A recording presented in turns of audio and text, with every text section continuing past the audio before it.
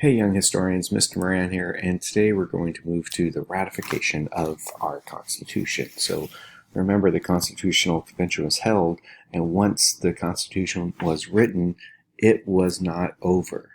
There was another step, and you're going to learn about, and that is the ratification and the conventions that were held by each state. And you're going to also learn about the Federalists and who the Anti-Federalists were. So once the Constitutional Convention delegates agreed upon the document that would become our Constitution, it was not over. In fact, the real battle began. In the next step, each state held its own convention. Citizens were elected as delegates to the convention, and after much debate, they voted for or against the ratification, or to vote for our new Constitution. And it's kind of interesting when you think about this. Today, all Americans support the Constitution. If you join the military, you swore an oath to defend the Constitution. People that are elected office, they swear an oath to support the Constitution. But there were a lot of Americans that thought the Constitution was a bad idea. So, leading up to each state convention, Americans were closely engaged in the debate for or against the ratification of the new Constitution. Many articles were written in newspapers all across the United States for and against the new Constitution. Those that supported the ratification of the Constitution were known as Federalists. Those that opposed the ratification of the Constitution were known as Anti-Federalists. And in the video, you're going to learn about three famous Federalists. A bunch of essays were written by Hamilton, Madison, and Jay that supported the ratification of the Constitution, and this became known as the Federalist Papers. These essays still play an important part in America because they give detailed reasons for each part of our Constitution. Even today, the Supreme Court will cite the Federalist Papers to support their decision. So these aren't just old essays that were written people forgot about.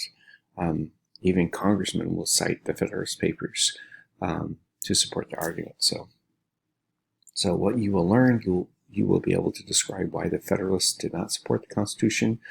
You will be able to describe why the Federalists did support the Constitution. And what you will do is you're going to view this video about the Anti-Federalists and the Federalists.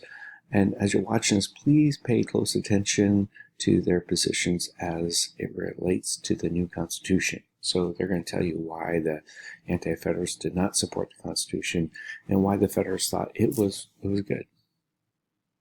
And what you're going to do is you're going to create one bumper sticker, only one.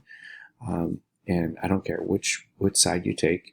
You're going to create one supporting the Constitution, a Federalist's point of view, or you're going to create a bumper sticker not supporting the Constitution, so an anti-Federalist point of view. And each bumper sticker will need the following things, but I've created a template down below. Okay, you got to have an appropriate image that supports your point of view. You have clearly stated your support or opposition to the new Constitution. You have at least 3 colors on your bumper stickers. The words and image and the image are easy to read and see. And you need to answer a critical thinking question. So the next slide, there's a question you need you to answer.